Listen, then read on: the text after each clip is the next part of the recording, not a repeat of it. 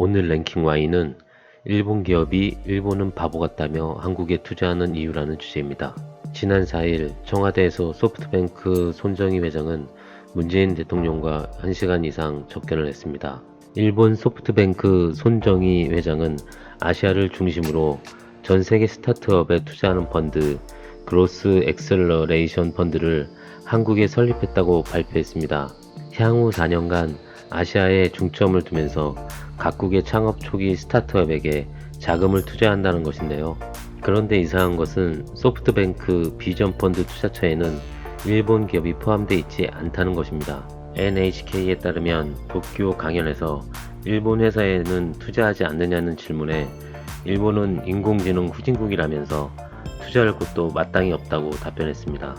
손정희 회장이 운영하는 비전 펀드는 2017년부터 출자한 80여 개 기업 중 차량 공유업체 우버와 그랩, 영국 반도체 ARM 등 전 세계 기업에 투자하고 있지만 그중 일본 기업은 단 한 곳도 없다고 합니다.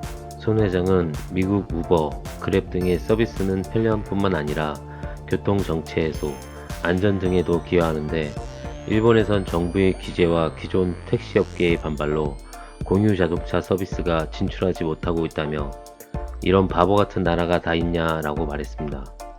또한 손 회장은 카풀 등 모빌리티 분야에 대해서도 AI가 날씨, 요일, 이벤트 등 데이터를 수집해 사전에 수요를 예측하면 효율적인 배차가 가능해진다며 도로 운송법에 막혀 카풀이 금지된 일본을 가리켜 어리석은 나라라고 지적했습니다. 한국과 소재 분야 경제 전쟁을 벌일 정도로 제조업에 기반한 일본의 기초과학 인프라는 강력하지만 인공지능으로 통칭되는 일본의 소프트웨어 경쟁력이 지나치게 허술하다는 점을 지적하는 것으로 풀이됩니다. 손 회장은 김대중 정부 이후 빠짐없이 청와대를 찾은 단골 손님입니다.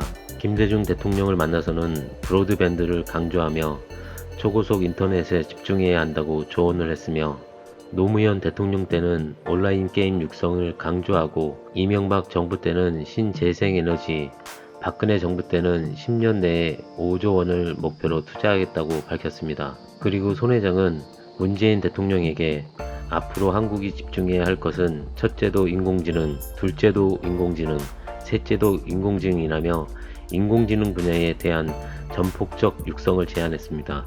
손 회장은 이제 인공지능 기업이 아닌 대상은 관심이 없다면서 인공지능 기업에만 투자하겠다고 인공지능의 중요성을 강조했습니다. 손 회장이 주목받는 것은 제일교포 3세로 일본에서 굴지 기업을 일군 입지전적인 인물이라는 과거보다 현재 100조 원의 IT 벤처 투자펀드를 운영하는 큰손이라는 사실 때문입니다.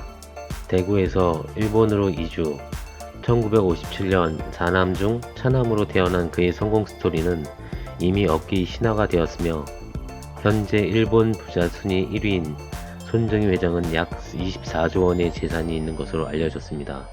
삼성전자는 2030년까지 133조를 투자, 시스템 반도체 분야에서 글로벌 1위를 달성하겠다는 반도체 비전 2030을 발표했습니다.